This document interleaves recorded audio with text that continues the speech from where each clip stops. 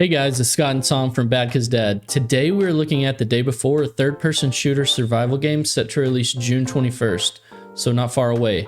Join us as we discuss what we know about the game so far and also speculate on how much better I will be at the game than Scott. Let's go. Well, Tom has never been better than me at any game. I find this Right. this speculation to be quite off. But anyway, I mean, okay, let's talk about first of all why I like this game. It piques my interest. I have an irrational fear of zombies. The way I cope with it is by watching media because it gives me power over that fear. Kind of putting myself in the shoes of a player or a character and feeling like I would have what it takes to get through a zombie apocalypse. You are totally into zombie stuff, like games, shows. Me, on the other hand, I'm not as much into zombies, but I am into tactical shooters. This game kind of marries both, right? You have the survival shooter aspect. Looks like they're going for a lot of realism. When you brought this game to me, I was like, okay, I can, I'm not the zombie guy, but I can see where it might bring something to the table that we both enjoy. And so that's what got my interest kind of piqued. Is like, hey man, this is a game we can play together with some buddies. Yeah, exactly. And I mean, I want to know too. How do you think you'd do in a zombie apocalypse in a real world? I'm ready to go, bro. I don't know about you. You know, we think that, but I feel like when it finally happened, the fear that I have would be too much that I'd probably find myself in a corner just crying and beating myself a little. I think it depends how smart they are. I mean, that's probably what kind of zombies? Yeah, are we talking like Fast I Am Legend? slow. Like I Am Legend, we're probably done for. We're all screwed. Yeah, for sure.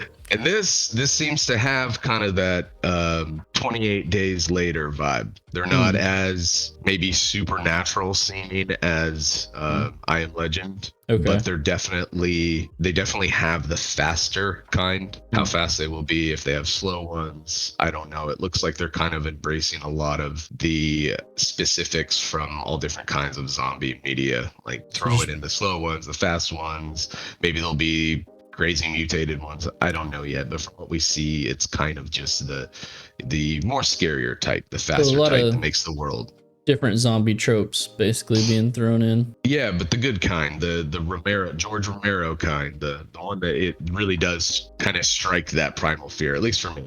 I'm not kidding when I say I have an irrational fear. I really do. But let's first talk about the trailer that we saw, the first gameplay trailer. Like, pretty amazing. If we're going to go off trailers and gameplay showcases, it's pretty good. Yeah, I mean, like I said, I'll go back to the realism, just how the equipment looked, the weapons, the environments, right? The environments look crazy. I like the set in a cityscape feel. That is I don't know, that seems like the place to do it. Kind of going back to that I Am Legend feel, like it all seems pretty cool. So yeah, the look, the equipment, everything from the trailer, it definitely looked good to me. And I agree. I mean, the showcase looked fantastic. Visually, I'm sure it was embellished a little bit with the dialogue that we see in it that takes place to kind of give us that more sense of realism. But the overall way it played seemed very smooth.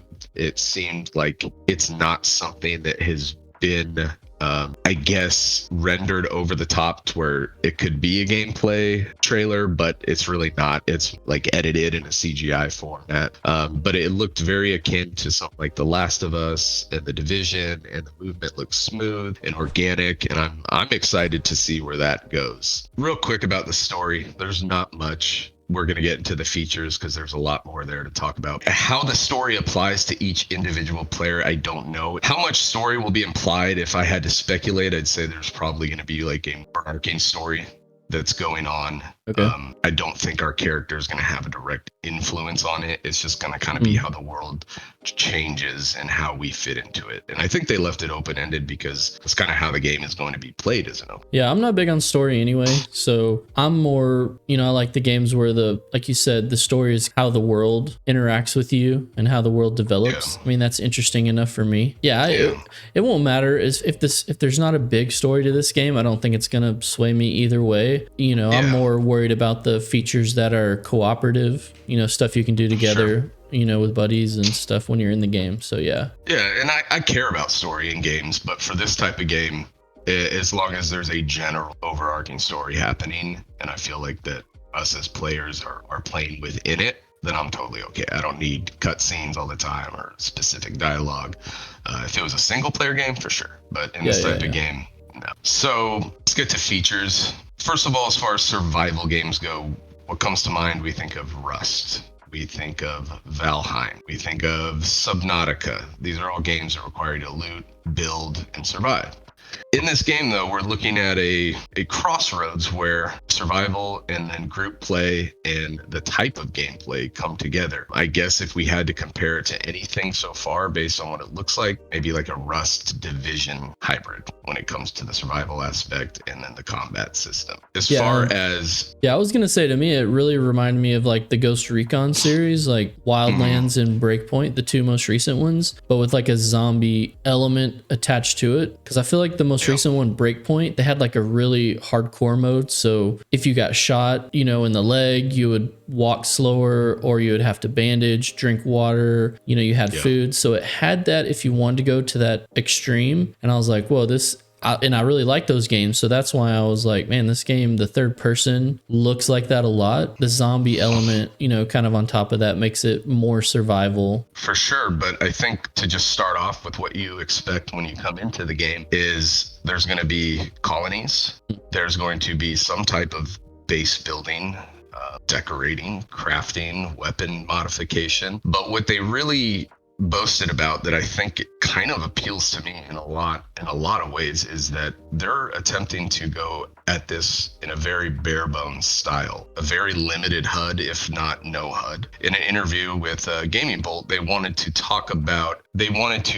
embrace the most realistic incarnation of a post-apocalypse as they could. So this means relying on your senses, not having a HUD or a map to show you, relying on the sound you make, the way that dynamic weather affects how you move within the environment. As you said, like Ghost Recon, injuries affect how fast you can move, all while still trying to keep the survival aspect of having hydration, having food, having fuel, sleep, shelter. Like all of this plays into it. So they seem like they're coming at it with incredibly realistic component that makes you feel as though we really have to survive in this and be careful what we do. Yeah, this kind of almost like Tarkov, right? Like the no HUD and there's no mini maps. You have to check all your corners, kind of be aware of your surroundings. Yeah, I'm on board with that. That seems cool. Yeah, and continuing with the bare bones, what's strange now is when we're typically thinking of open world games and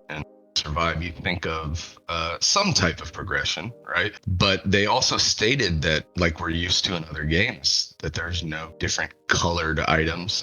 I looted this purple AR, so it's better than your gray AR. Right. So no rarities to the weapons or anything. Yeah, no rarities to weapons. Everything would function as it would in real life. So for instance, they gave the analogy that if I picked up a light bulletproof vest, I don't suddenly have body armor that deflects against all damage. I have a light vest that will probably stop a pistol shot. But if somebody has a shotgun or an AR, now I'm looking at taking a lot of damage. So, and it seems like you can lose that at any time. If your gun breaks and somebody else maybe picks up your weapon, you enter the game and you work with what you loot. It's not like a theme park progression where you constantly try to get the best. And I know maybe we don't know this yet. Maybe you know this. I'm assuming it's going to be full loot. So if you die, you can be looted. Same, I'm assuming if there is PvP or whatever, or even if you just died to a zombie, I'm assuming you're going to lose your stuff probably, or at least some of it. Now, yeah. I like the fact that there are no rarities, because it doesn't make you scared to take things into the world, if that makes sense. I think in some of those games that are full loot, you loot something really good and you go back and you store it, and then you're like, it just stays in your storage, right? Because you're like scared of losing the good stuff that you got. So if this is the case, I like this because you still will take whatever you've scavenged out into the world and be okay with it. And I don't know, I hope it's that way anyway. Yeah, and I think the way that they could possibly add attributes to a gun maybe is like it's not necessarily a rarity, but it's more of like a loot feature that's on something. So if, let's just say, if I loot an AR and this has like an extended mag or a scope, like it's not better damage wise, it's not a different rarity, but it has an advantage on it with a higher cap mag and a scope. So there'll probably be perks to them, and it could also be something that is craftable later on based on resources. So it sounds like you can continually grow in the world, and if there is a perma death or a perma, if you can get robbed essentially, then it always seems like you can come back right after that. You didn't just lose tons of hours from grinding. You can always come back. Obviously, a weapon will be better because it's the sum of all its parts. So like you're saying, if you get a suppressor, you're like, obviously that would suck to lose that if they're rare or if they're hard to craft, even though the gun itself might not be hard to find again or whatever. Yeah, that makes sense. And that totally works, actually. Because you want some tension, right? When you go out into the world. You don't want it to be carefree, like no risk you want there to be risk involved still. Yeah. And to me, that's fun. Like building your base of safety and having a compound is great. And it's a good feeling having that safe spot, but knowing that you have to venture out and that it could be pretty scary is kind of fun and invigorating. It adds a whole new dynamic to that type of game and your gameplay experience. Again, talking about realism, this is also translating to vehicles. Vehicles are not like PUBG, not like Warzone. You can't fly off a cliff and just keep rolling. That realism will carry over in that, like I mentioned, dynamic weather. Your vehicle can get stuck in the snow. It can get stuck in the mud. It can get flat tires. You have to refill it. You have to repair it. Like it seems like this realism is going towards every aspect of the game. And that's awesome. I'll ask the question now. Do you think the realism is going too far? Do you think that is something that could possibly turn players off? In this day and age in games, obviously, developers are trying to make games more and more accessible, kind of a thing. Someone going to say, oh, I have to repair my car? Or is this okay? Do you think game developers need to be focusing on their niche and finding their player base, whatever? Exactly. Exactly. Yeah.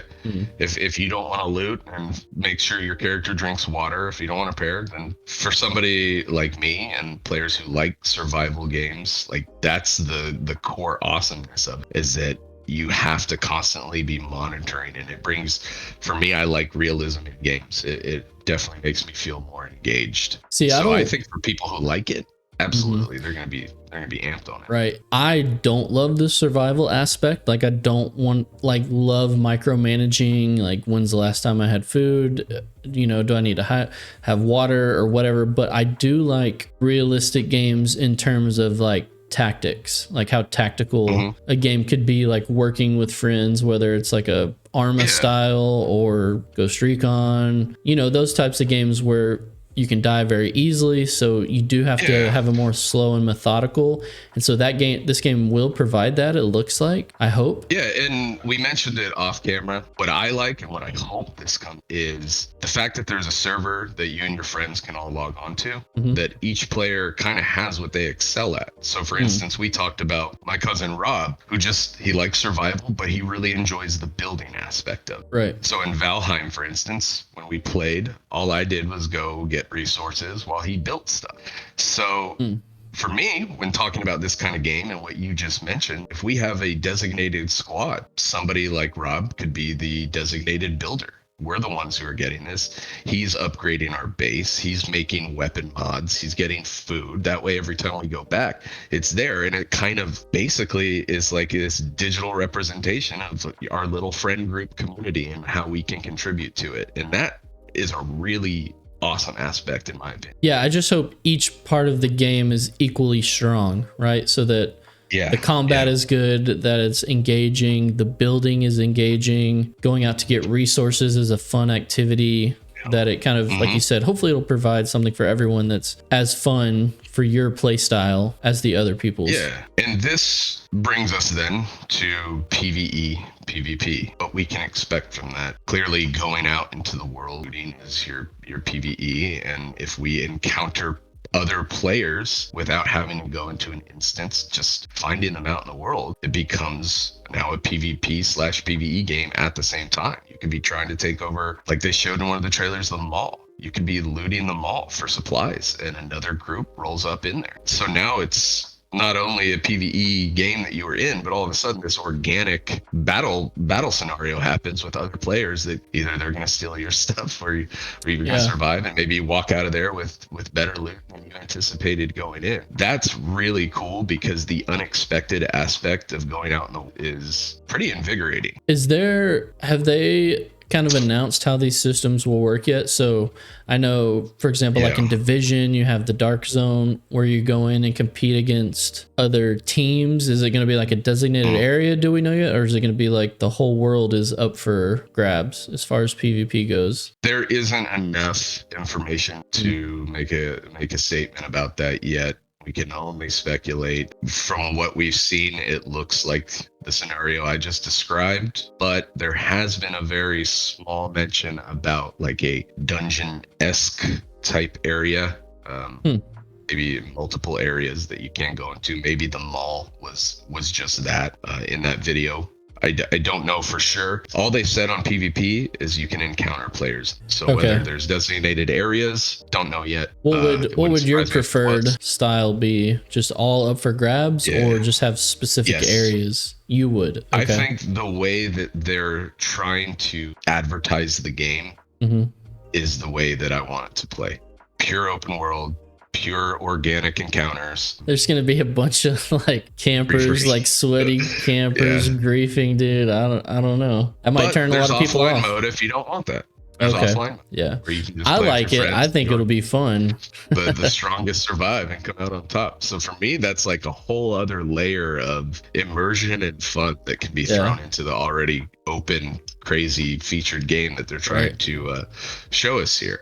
I mentioned Colonies briefly earlier, and I wanted to put a bow on that. There isn't a lot of information, but from what we know, there is Colonies throughout the world, probably a main social hub in the cities. I would wager there's going to be a lot of large social hubs and a lot of small ones too. But it seems like they are already established by the game itself. Like it's a city that's a social hub that probably has NPCs that a lot of players can go to, kind of like Destiny and the tower. But I think there will hopefully be little player colonies too. I was gonna say, are you talking like Star Wars Galaxies, like cities, colonies, or this is more of a pre-made thing? I don't know. I hope it's Star Wars Galaxies. That would be fun to have kind of like a player economy in there. That'd be so awesome. Like open world, make your own little like settlements and stuff or whatever. Whether they can pull that off, I don't know. I'd be fine with like that'd the be AI ambitious. colony. Yeah, it would be very ambitious. Maybe you can at least interact with other people's colonies, kind of like how it happens in Rust, how you can go up to them. You don't have to fight them. They don't have to fight you. But I would, if I was betting, I'd say it was the game that already had the colony there. And that's where you kind of get quests. That's where the main things happen. Maybe some of the story, how you push the story further. There's mounts, there's things to get. And so it seems like they are going to be integral to the game. The extent, can't say yet. But it looks cool. And I hope it is ambitious. I mean, I'm a fan of player housing, so if they have some kind of cool housing base building and then you can do that with friends and communities, like that's amazing. It's really limitless at that point. Yeah, that would be super cool. Have they announced anything on monetization yet? Because that's always a sticking point for me. So like a cash shop with buy to play, like probably buy the game initially with cash shop. Basically, I have a feeling you're gonna have to purchase the game. They haven't said that yet. So maybe it is free to play. I don't. But monetization in the sense that it's not pay to win. It's just skins. You get a skin for your Jeep or trench coat or whatever you want. So it will be there, as is most games. The extent, again, very very little info, so we can only speculate. But I would hope that it's just cosmetic and nothing. Sure. If they're going for bare bones, it would make sense to be able to buy a weapon on there that you can go rule the world with. So that's what they've mentioned. I hope it stays that way. All right. So when we were getting ready to do this video, I went out and I watched a bunch of stuff on it. I wanted to, educate myself on the game, some of the trailers. And I saw this thing coming up over the last kind of few days where people were just saying, hey, there hasn't been a lot of information coming out about the game recently. And so some people were kind of worried, like, what, the developers had, it looked like, put out another game. So a lot of the speculation was just, hey, they're focusing on this other game that they also made that's already live, so I'm sure they're doing things with that game. Then I came across this, a couple videos talking about the game developers actually located in Russia. And so it's some of the speculation. Fantastic, whatever the Fantastic or Fantastic, yeah, the developer. Yeah. And so it seemed like some of the speculation is that, hey, these guys might be affected by what's going on with, the Russia-Ukraine situation, and that maybe they're either laying low and waiting for this to pass, or they're actually being affected financially at the same time, and that may have slowed development for the time being. I don't know. Had you heard that, or is that new on your radar too? That's totally new. I had no idea they were out of Russia first place. So yeah, I mean, that's totally up in the air. I would assume everything going is really affecting productivity, and again, a lot's up in the air. The close release date is shocking. So yeah, especially with the lack of information, right? Like if you're set to release in June, I mean, in video game terms, that's like no time at all. I mean, this game should be in their full ramp up to get hype behind the game, right? Especially this game, because this game checks a lot of boxes.